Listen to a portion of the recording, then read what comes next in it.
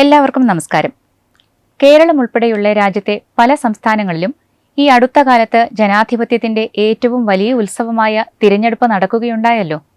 ഈ പശ്ചാത്തലത്തിൽ ഭാരതത്തിലെ തിരഞ്ഞെടുപ്പ് പ്രക്രിയയും അതിനെ ചുറ്റിപ്പറ്റിയുള്ള സുപ്രധാന ഭരണഘടനാ യാഥാർത്ഥ്യങ്ങളും ചർച്ച ചെയ്യുന്നത് വളരെ പ്രസക്തമാണ്. ഇന്ത്യയിലെ തിരഞ്ഞെടുപ്പ് പ്രക്രിയ, വോട്ടവകാശം, ജനാധിപത്യപരമായ സർക്കാർ രൂപീകരണം, സഭയിലെ ഭൂരിപക്ഷം, ഭരണത്തലവന്മാരുടെ നിയമനം തുടങ്ങിയ വിഷയങ്ങളെല്ലാം വെറും രാഷ്ട്രീയ നീക്കങ്ങളല്ല.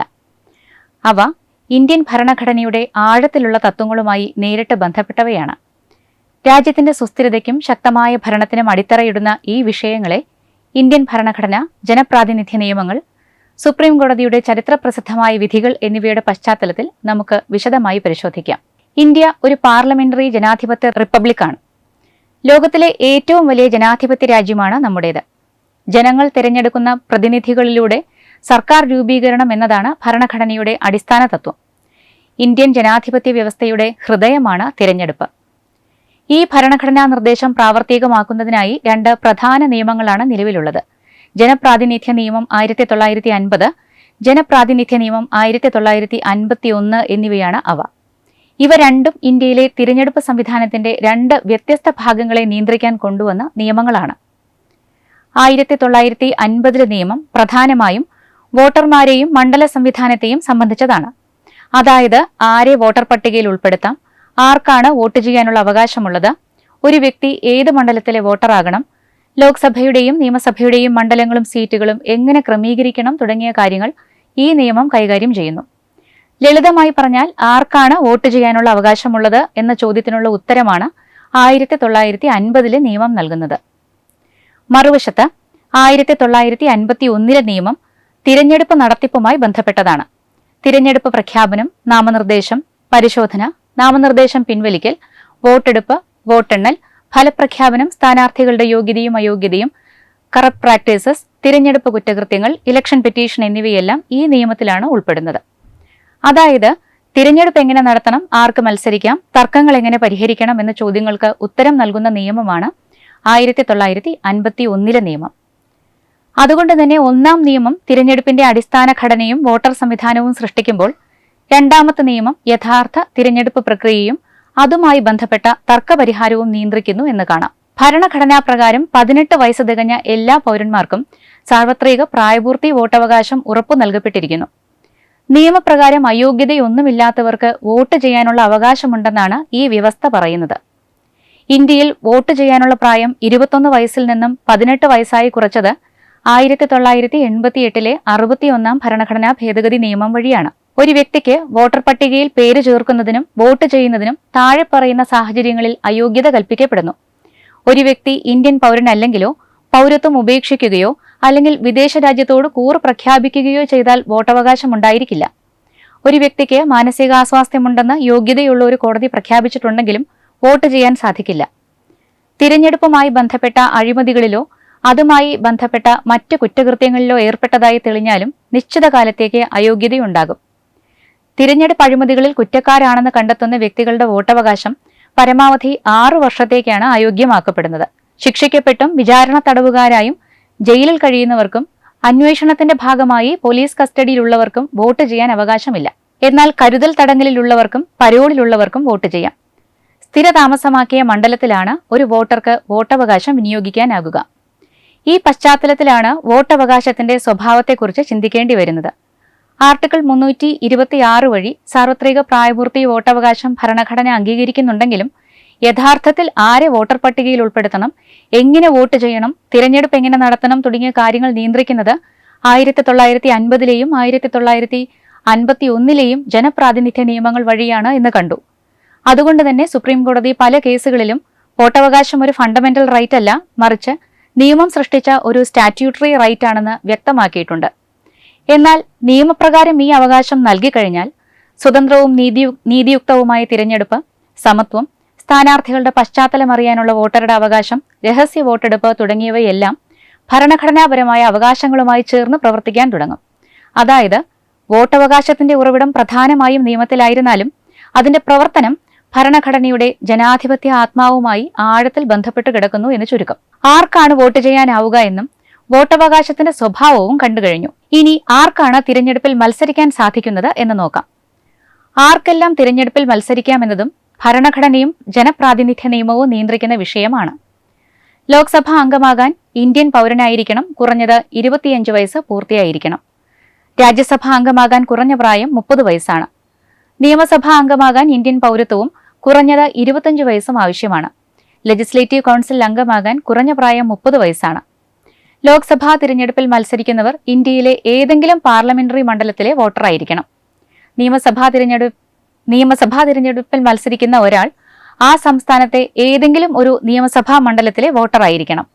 എന്നാൽ അദ്ദേഹം മത്സരിക്കുന്ന അതേ മണ്ഡലത്തിലെ വോട്ടറായിരിക്കണം എന്ന നിർബന്ധമില്ല. തിരഞ്ഞെടുപ്പിൽ മത്സരിച്ച് പാർലമെന്റ് അംഗമാകാൻ ആഗ്രഹിക്കുന്നവർക്ക് ആർട്ടിക്കിൾ 102(1) പ്രകാരവും നിയമസഭാ അംഗമാകാൻ ആഗ്രഹിക്കുന്നവർക്ക് ആർട്ടിക്കിൾ 191(1) പ്രകാരവും താഴെ പറയുന്ന ഭരണഘടനാ അയോഗ്യതകൾ ബാധകമാണ്. കേന്ദ്ര സംസ്ഥാന സർക്കാരുകളുടെ കീഴിൽ പ്രതിഫലമോ മറ്റ് ആനുകൂല്യങ്ങളോ ഉള്ള ഏതെങ്കിലും പദവി വഹിക്കുന്ന ആളായിരിക്കരുത്.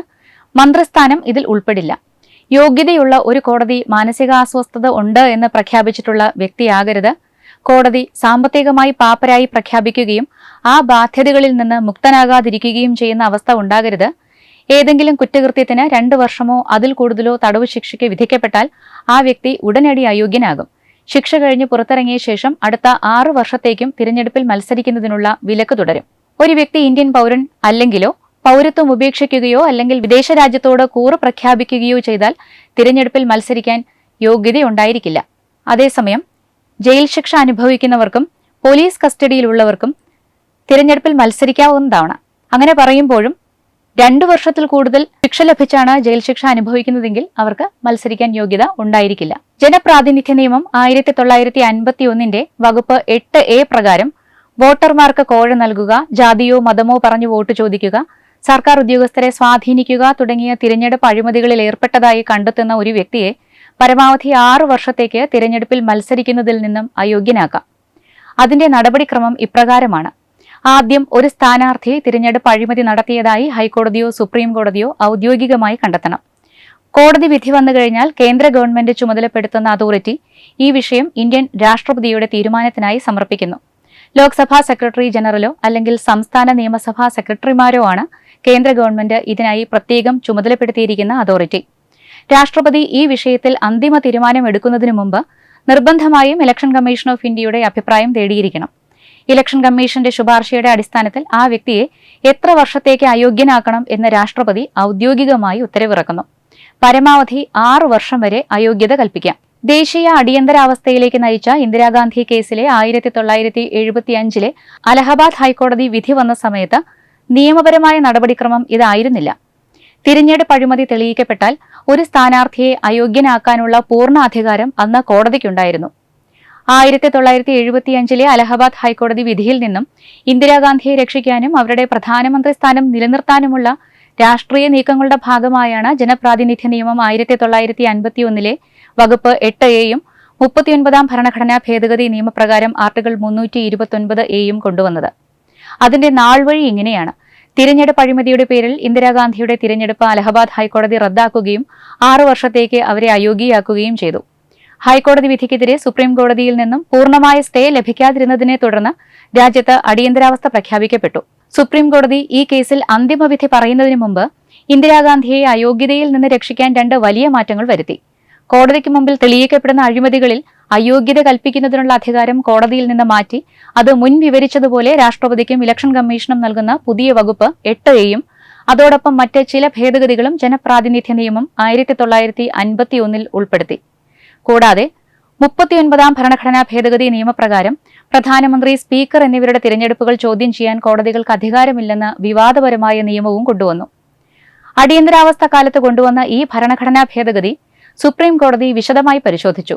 സ്വതന്ത്രവും നിഷ്പക്ഷവുമായ തിരഞ്ഞെടുപ്പ്, കോടതികളുടെ പുനഃപരിശോധനാ അധികാരം എന്നിവ ഇന്ത്യൻ ഭരണഘടനയുടെ അടിസ്ഥാന ഘടനയുടെ ഭാഗമാണെന്ന് വ്യക്തമാക്കിയ സുപ്രീം കോടതി പാർലമെന്റിന് ഭരണഘടന ഭേദഗതി ചെയ്യാൻ അധികാരമുണ്ടെങ്കിലും അതിന് ബേസിക് സ്ട്രക്ചർ മാറ്റാൻ കഴിയില്ല എന്ന തത്വം ഉയർത്തിപ്പിടിച്ച് ഭരണഘടനയുടെ ആർട്ടിക്കിൾ 329A ക്ലോസ് 4 റദ്ദാക്കി. 1975 നവംബറിൽ സുപ്രീം കോടതി രാജ്നരയൻ കേസിൽ വിധി പറഞ്ഞപ്പോൾ കോടതിയുടെ അധികാരം തടഞ്ഞ ആർട്ടിക്കിൾ 329A ക്ലോസ് 4ഉം 5ഉം റദ്ദാക്കിയെങ്കിലും അവർ ജനപ്രാതിനിധ്യ നിയമത്തിൽ വരുത്തിയ മാറ്റങ്ങൾ വകുപ്പ് 8A ഉൾപ്പെടെയുള്ളവ നിലനിർത്തുകയും പുതിയ നിയമത്തിന്റെ ആനുകൂല്യത്തിൽ ഇന്ദിരാഗാന്ധിയുടെ തിരഞ്ഞെടുപ്പ് സാധുവാണെന്ന് വിധിക്കുകയും ചെയ്തു.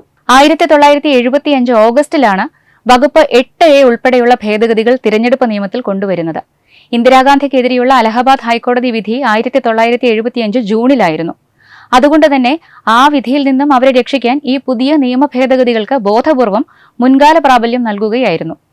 1975 നവംബറിലെ അന്തിമ വിധിയിൽ സുപ്രീം കോടതി ഈ മുൻകാല പ്രാബല്യത്തെയും അംഗീകരിച്ചു. പാർലമെന്റിന് ഒരു സാധാരണ നിയമം മുൻകാല പ്രാബല്യത്തോടെ നിർമ്മിക്കാനോ ഭേദഗതി ചെയ്യാനോ പൂർണ്ണ നിയമപരമായ അധികാരമുണ്ടെന്ന് കോടതി വ്യക്തമാക്കി. ഈ നിയമത്തിന്റെ ആനുകൂല്യം ലഭിച്ചതുകൊണ്ടാണ് ഇന്ദിരാഗാന്ധിയുടെ തിരഞ്ഞെടുപ്പ് സാധുവാണ് എന്ന് സുപ്രീം കോടതി വിധിച്ചത്. ചുരുക്കി പറഞ്ഞാൽ സുപ്രീം കോടതി അലഹബാദ് ഹൈക്കോടതിയുടെ കണ്ടെത്തലുകൾ തെറ്റാണെന്ന് കണ്ടെത്തിയിട്ടല്ല ഇന്ദിരാഗാന്ധിയെ കുറ്റവിമുക്തയാക്കിയത്.